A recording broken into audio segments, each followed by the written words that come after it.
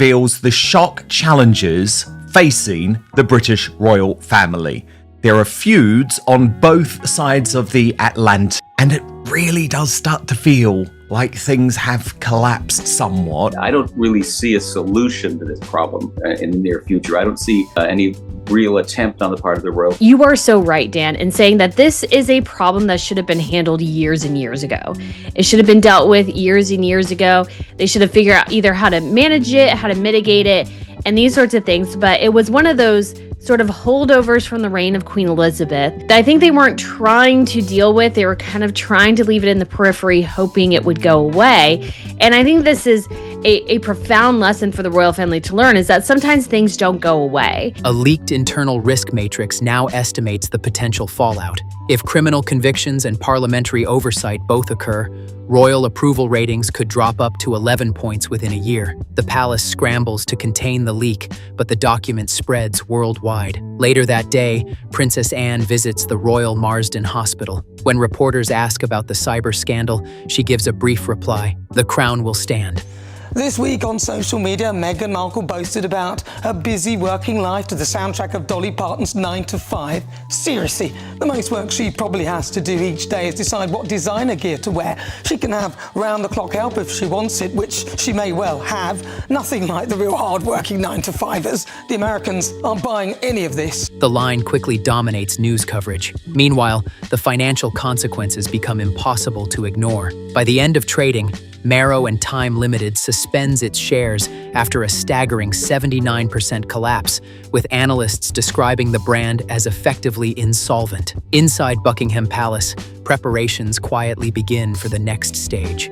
Sources confirm that BBC One has reserved a 5-minute broadcast slot for Prince William, ready to air once the CPS decision is announced. Welcome to Crown Aura, where royal drama gets broken down piece by piece, and trust me, you do not want to miss what unfolds next. Subscribe now and stay with the channel for the latest twists, major claims, and non-stop royal updates. Behind the scenes, Senior Auditor Graham Wicks finalizes a sweeping 5-year review of royal consultancy payments. The spreadsheet lists 32 flagged transactions totaling £1.41 million.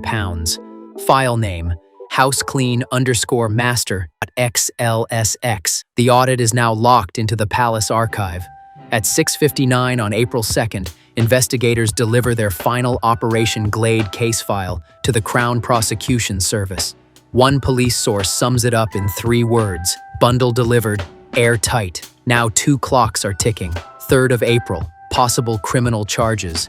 29th of April, parliamentary vote on royal financial oversight. One could trigger indictments, the other could permanently change how royal finances are monitored, and the crown sits directly between them. If you're following this story, like the video, subscribe for the next update and share it with someone interested in royal affairs. And tell me in the comments, what happens next? Indictment, quiet settlement, or something even bigger? Not that interested in history, and in some ways, it doesn't seem like he's that interested in tradition, because history and tradition often sort of go hand in hand. And I think there's definitely a way to modernize things while utilizing sort of the old, let's say, kind of framework that they used to have. But I don't. When Princess Lilibet Diana was baptized, critics asked a pointed question. Why would Harry and Meghan use royal titles for their children if they had publicly criticized the institution those titles represent? The couple never publicly addressed the speculation,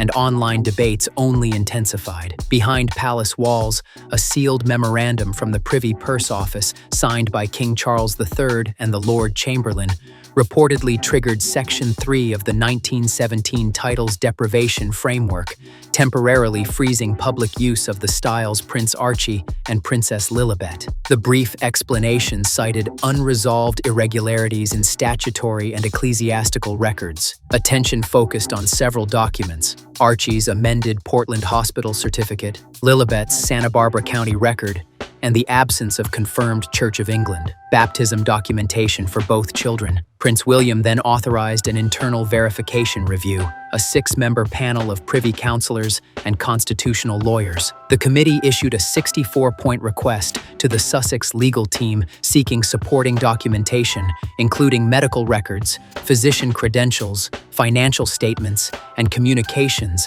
that could clarify the children's official records between 2018 and 2021. Deadlines were set: 16th March for medical documentation, 18th March for ecclesiastical records. Meanwhile, officials quietly prepared contingency plans in case questions remained unresolved by 30 April. The Cabinet Office is reportedly preparing legislation known as the Succession Integrity Bill, expected to be introduced before the Whitsun recess. The proposal would formalize restrictions on commercial use of royal titles and reinforce provisions under the 1917 Titles Deprivation Framework. At the same time, the controversy is beginning to affect business ventures linked to the Sussex brand. Internal entertainment industry reports suggest that a significant portion of streaming interest in the couple's projects was driven by public curiosity about their family story. Meanwhile, American Riviera Orchard, Meghan's lifestyle venture launched earlier this year, has already printed thousands of product labels referencing Princess Lilibet of Sussex. Only got where she was because she slept with the spare and got knocked up. Let's be honest about it. I mean, that's, I guess that's one way to do it, but, don't sit here and call yourself a female founder when you married the money. Legal advisors reportedly warned that continuing sales could raise consumer representation issues if questions over titles remain unresolved. What began as years of tension has now condensed into a fast-moving legal and political moment. At the center is a simple requirement: provide clear documentation confirming official records, or risk challenges to the children's place in the line of succession and the branding built around those titles. The legal situation intensified after Meghan filed a serious harm notice in response to public allegations made by royal commentator Lady Colin Campbell. Under civil disclosure rules, such a claim requires the release of any documents that may support or challenge the allegation. A court schedule reportedly sets tight deadlines: March 16th, medical and hospital documentation; March 18th, baptism or church confirmation records; March 24th, related correspondence, invoices, or agreements linked to the timeline.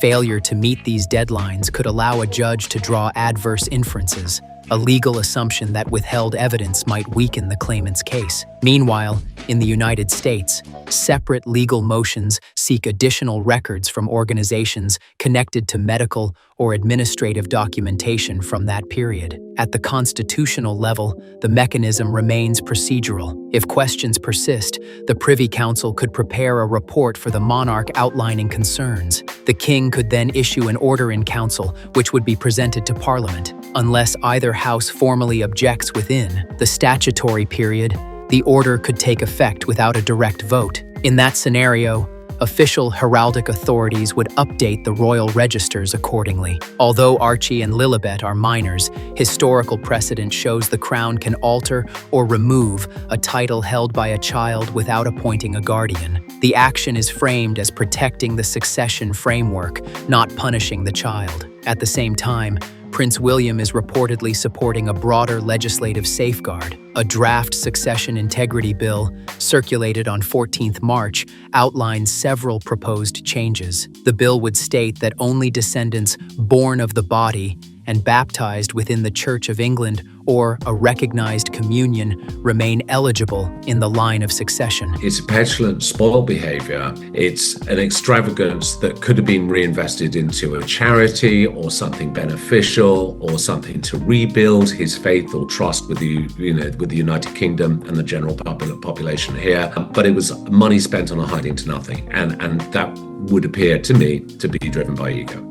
It would also limit the HRH style to the monarch's children, and the heir's children while performing official duties. Another clause would block anyone who later loses a royal title from commercially selling that title, with civil penalties reaching £2 million per violation for both the individual and retailers using it in marketing. Finally, it would allow the Crown Office to request supporting documentation, medical sacramental, or other official evidence, in private legal review if succession questions arise. Early signals suggest strong parliamentary support. More than 70 Conservative MPs have indicated backing, while Labour officials describe the bill as routine modernization of constitutional rules. A first reading is tentatively scheduled for May 8th, though it could be moved forward if the situation escalates. Meanwhile, commercial repercussions are already appearing. A leaked streaming contract reportedly defines a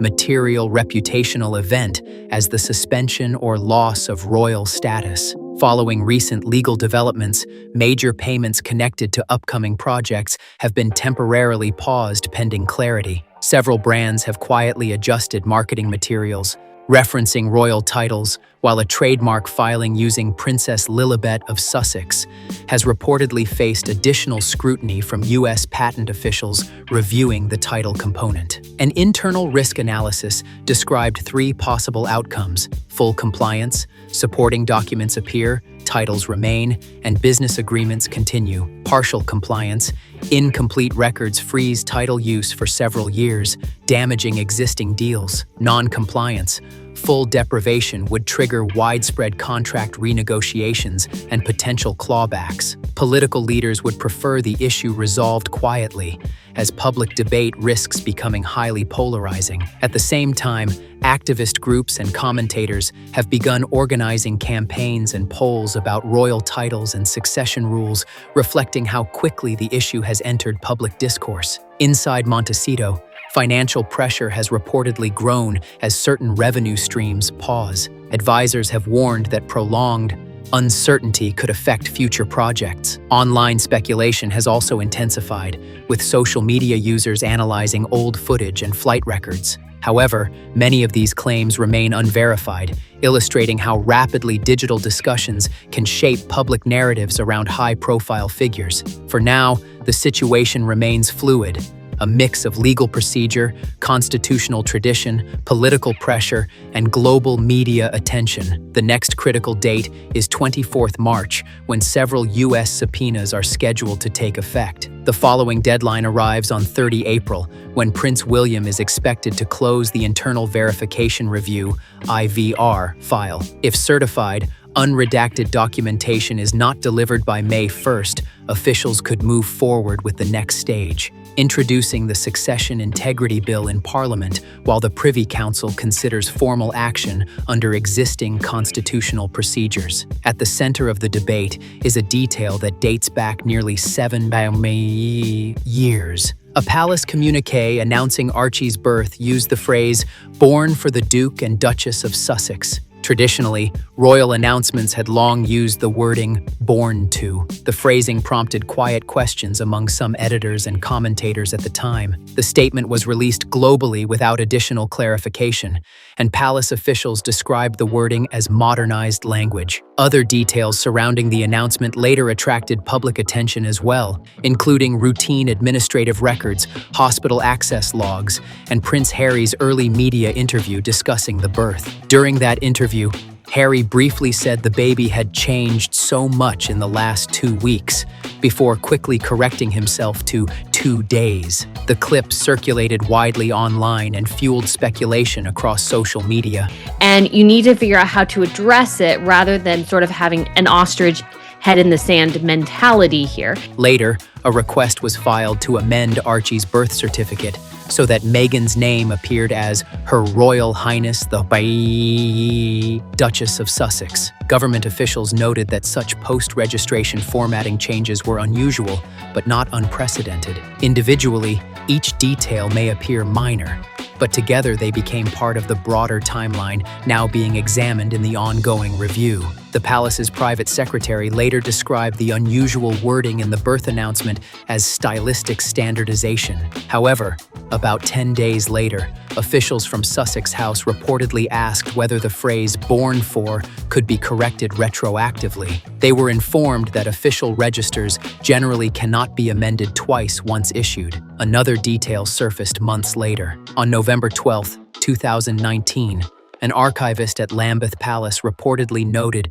that the baptism register entry for July 6th contained no physical signatures. The certificate later provided to media outlets appeared as a stamped copy, rather than the traditional signed entry typically required under Church of England guidance. The matter received little attention at the time, overshadowed by other major royal news. Meanwhile, the Sussexes entered a major development deal with Netflix. According to documents cited in media reporting, early pitch materials referenced the family story as a central part of the project's appeal. A company executive later indicated that public perception of the family's royal status contributed to the value of the agreement. Separate reports from April 2021 mention a medical transport order involving specialized equipment moved from Los Angeles to Santa Barbara Cottage Hospital. The client name was redacted, with billing routed through a Delaware-based company. Around the same period, a private flight traveled from Van Nuys to Santa Barbara carrying medical personnel, including neonatal specialists and an obstetrician later identified in press coverage. 12 days later, on June 4, 2021, the birth of Lilibet Diana was publicly announced, stating she had been born at Santa Barbara Cottage Hospital. Shortly afterward, the physician named in earlier reports closed her practice and declined interviews. Let's talk about the court case. So the court case doesn't actually enforce Ravek to reverse their decision unless they did something unlawful in terms of how they put that risk assessment together. So the court case was really about the process of what Ravek did to come to their decision. Medical privacy laws prevented access to any patient information connected to her records. A later statement from the Sussexes said Lilibet had been baptized in a private ceremony officiated by the Archbishop of Canterbury. Church officials later clarified that any such ceremony conducted outside the UK would normally require special authorization. The issue gained renewed attention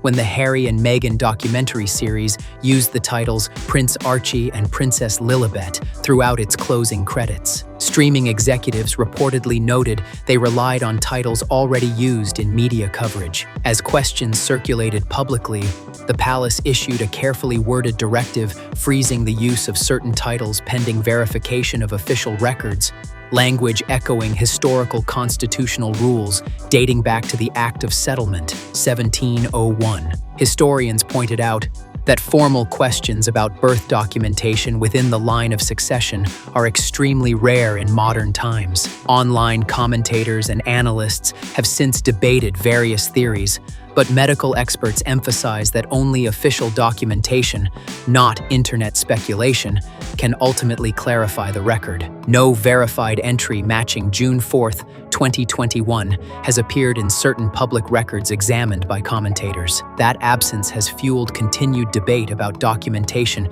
connected to the births and baptisms. In constitutional terms, succession rules place heavy emphasis on clear, auditable records. When questions arise, the Crown must ensure the line of inheritance is fully documented and legally secure. In this case, attention has focused on gaps such as missing signatures or incomplete public entries. Individually, these details may appear administrative, but in matters involving the line of succession, even small irregularities can attract scrutiny because every stage must be formally recorded. As a result, the burden of clarification now rests largely on providing complete documentation. Officials reviewing the issue have reportedly prepared briefing notes explaining that, if primary evidence cannot be confirmed, constitutional authorities may be required to act in order to preserve the integrity of the succession. Such action would follow established legal procedures involving the Privy Council and Parliament. For the Sussexes,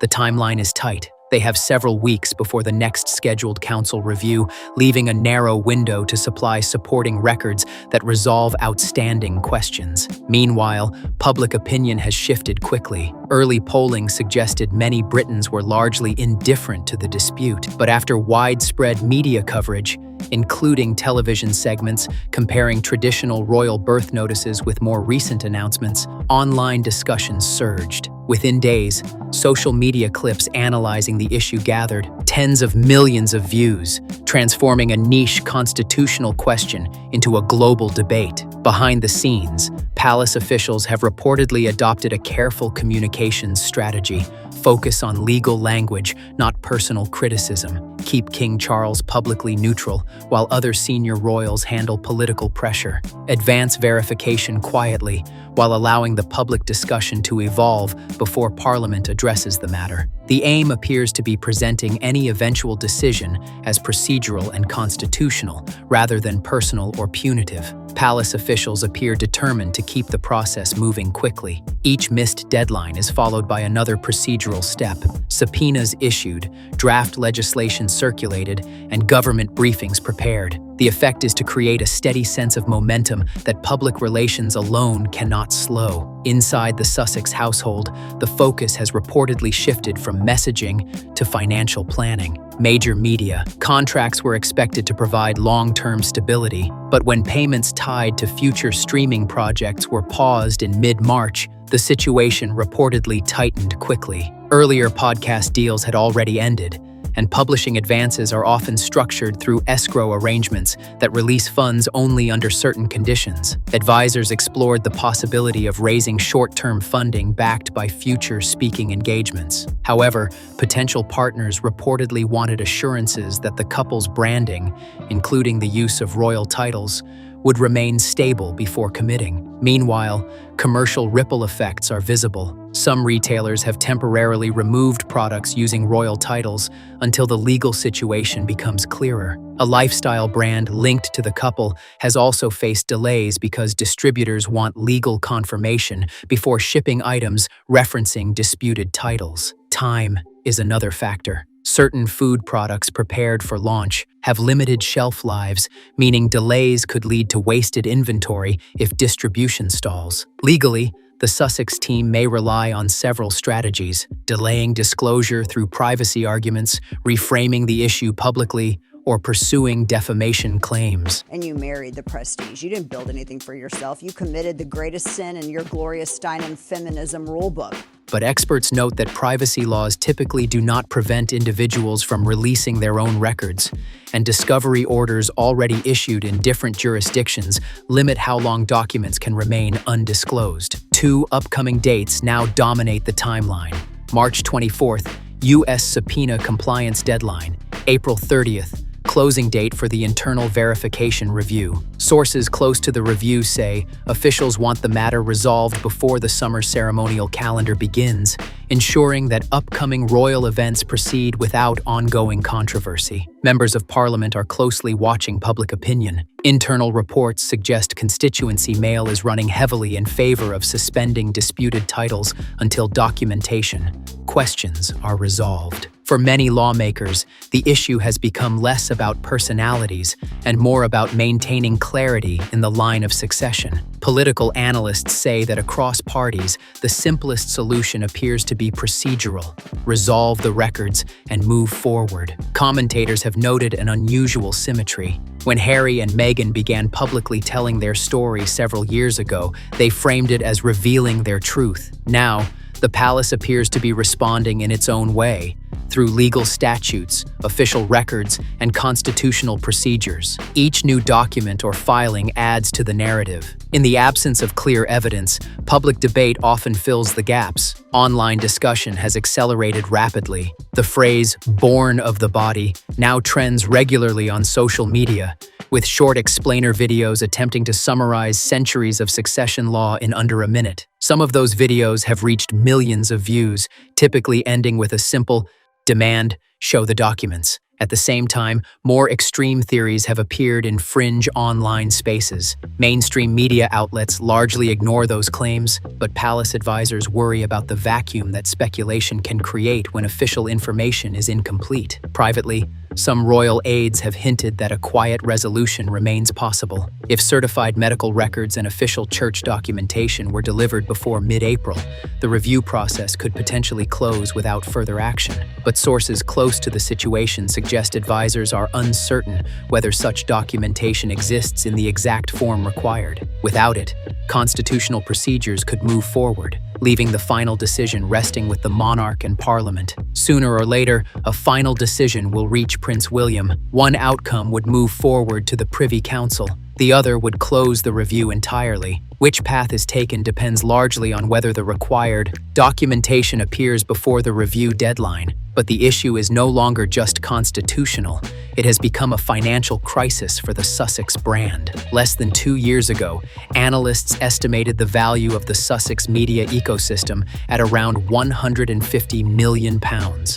Here in the United Kingdom, if you are a former Prime Minister, or if you are a former royal, or you step down like Harry did from royal duties, then ultimately you are not entitled to that security. The security is designated as someone who is currently in the royal family carrying out royal functions and duties. That valuation rested on 3 pillars: the prestige associated with royal status, major media partnerships, and public goodwill generated by earlier interviews and documentaries. Today, each of those pillars is under pressure. The first is title risk. Financial analysts warn that if royal styling changes, much of the narrative appeal tied to royal access disappears. Some streaming executives have already begun discussing contingency plans for future productions that would reposition the couple as celebrity figures rather than royal insiders. If that shift happens, certain back-end payments tied to original project assumptions could vanish. The second issue is legal exposure. Publishing contracts often include clauses addressing reputational changes. Lawyers reviewing upcoming projects have warned that future memoirs or media ventures referencing royal titles could face new restrictions depending on the outcome of proposed legislation. Third is public sentiment. Recent polling suggests favorability toward the couple in the United States has dropped significantly since the legal questions emerged. Television producers who previously welcomed Sussex interviews are reportedly waiting for clarity before scheduling new appearances. Meanwhile, the financial reality in California is increasingly tight. Security costs for high-profile families can exceed 6 figures annually, while property and operational expenses add further pressure. Charitable commitments, often highlighted in public announcements, also require significant funding to maintain. Several earlier revenue streams, including podcasting and certain publishing advances, have slowed or paused. The couple's new lifestyle brand, American Riviera Orchard, was expected to open additional commercial opportunities, but major endorsement deals typically require stable branding,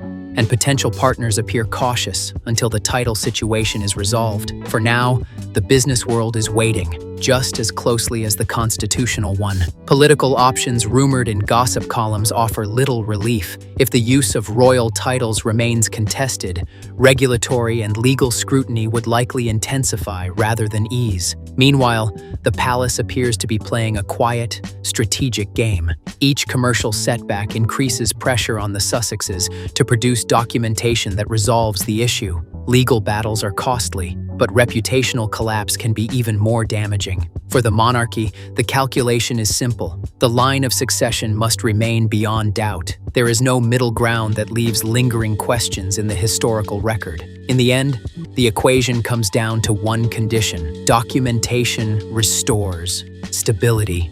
Silence deepens the crisis. If you found this breakdown insightful, hit like, subscribe for the next update, share this video with someone following the story, and drop your thoughts in the comments below. What do you think happens next?